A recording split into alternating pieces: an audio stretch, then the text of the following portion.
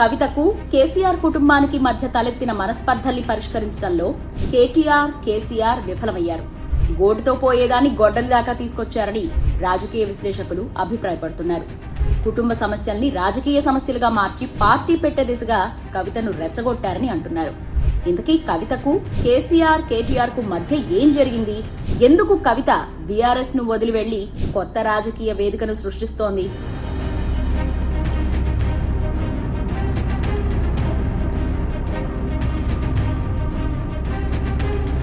తన కుమార్తె ఎమ్మెల్సీ కల్వకుంట్ల కవితను పార్టీ నుంచి సస్పెండ్ చేస్తూ కేసీఆర్ తీసుకున్న నిర్ణయం బీఆర్ఎస్ కు తీవ్ర నష్టాన్ని మిగల్చనుంది.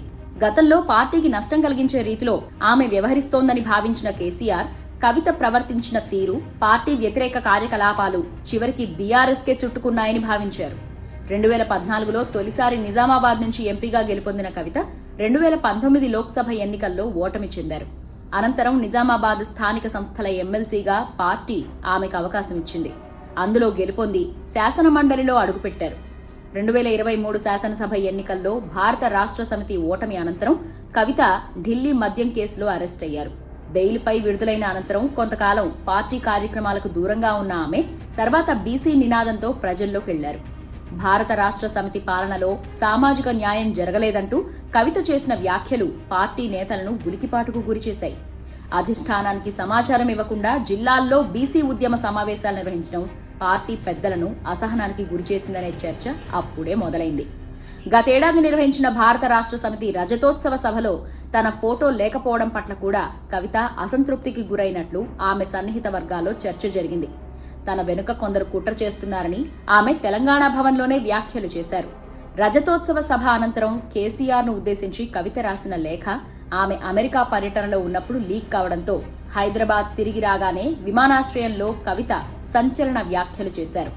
తన తండ్రి కేసీఆర్కు అనేకసార్లు లేఖలు రాశానని, కొందరు కుట్రపూరితంగా ఆ లేఖను బయటపెట్టారని ఆరోపించారు. కేసీఆర్ దేవుడని, కానీ ఆయన చుట్టూ దెయ్యాలున్నాయని, పార్టీలో కోవట్టులున్నారన్నారు.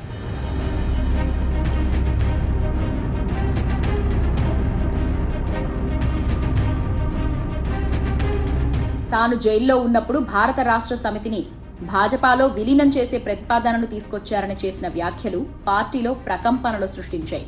అప్పుడే ఆమెపై పార్టీ చర్య తీసుకుంటుందనే చర్చ జరిగింది. కాళేశ్వరం ప్రాజెక్టుపై జస్టిస్ ఘోష్ కమిషన్ వద్దకు కేసీఆర్ విచారణకు బయలుదేరే సందర్భంలో ఎర్రవల్లి నివాసానికి వెళ్లిన కవితతో కేసీఆర్ మాట్లాడలేదని అప్పట్లో ప్రచారం జరిగింది. చాలాసార్లు కేసీఆర్ను కలిసేందుకు ప్రయత్నించినప్పటికీ ఆమెకు నిరాశే ఎదురైంది. గతంలో తీన్మార్ మల్లన్న చేసిన వ్యాఖ్యల్ని భారత రాష్ట్ర సమితి నాయకులు స్పందించకపోవడం కూడా ఆమెలో మరింత కోపాన్ని రగిల్చింది. భారత రాష్ట్ర సమితి సీనియర్ నేత జగదీష్ రెడ్డిని ఉద్దేశించి ఆమె పరోక్షంగా చేసిన వ్యాఖ్యలు చర్చనీయాంశమయ్యాయి. ఆ తర్వాత మెల్లగా కవితను పక్కన పెట్టే ప్రయత్నాలు మొదలుపెట్టారు. తెలంగాణ బొగ్గు గని కార్మిక సంఘం గౌరవాధ్యక్ష పదవి నుంచి కవితను తొలగించడంతో వివాదం మరింత ముదిరింది. తనపై కొందరు కుట్రలు చేస్తున్నారని ఆమె ఆరోపించారు. కాళేశ్వరం అవినీతిలో హరీష్ రావు, సంతోష్ పాత్ర ఉందంటూ చేసిన వ్యాఖ్యలు భారత రాష్ట్ర సమితిలో అలజడి సృష్టించాయి.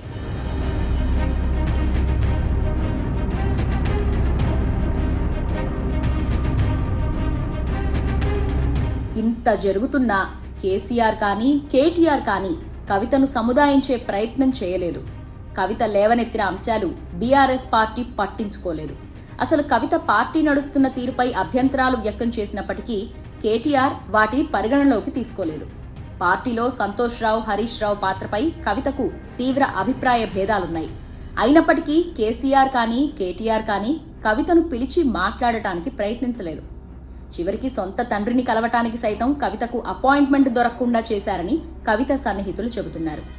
కేటీఆర్ కూడా కవిత రాజకీయ పార్టీ పెడతానని సమాచారం ఇస్తే తేలిగ్గా తీసుకున్నారు. ఢిల్లీ మద్యం కేసులో పార్టీ కానీ, కేటీఆర్ కానీ, కేసీఆర్ కానీ మద్దతు ఇవ్వలేదని ఆరోపిస్తున్న కవిత ఈ పరిస్థితికి హరీష్ రావు, సంతోష్ రావే కారణమని అంటున్నారు. కుటుంబంలో ఒక ఆడబిడ్డగా తాను లేవనెత్తిన సమస్యలకు పరిష్కారం కల్పించకపోగా పార్టీ నుంచి బయటకు పంపించారని ఆవేదన వ్యక్తం చేస్తున్నారు కవిత.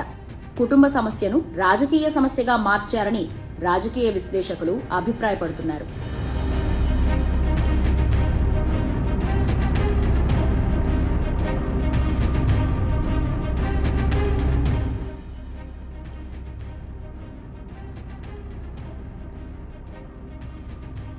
కేటీఆర్ అహంకారపూరిత వైఖరి వల్లే కవిత బయటకు వచ్చారన్నది మరో కోణం. ఎలాగైతేనేం 14 ఏళ్లు పోరాటం చేసి ప్రత్యేక తెలంగాణ తీసుకువచ్చిన కేసీఆర్ ఇంట్లో సమస్యను మాత్రం పరిష్కరించలేక చేతులెత్తేయడం గమనార్హం.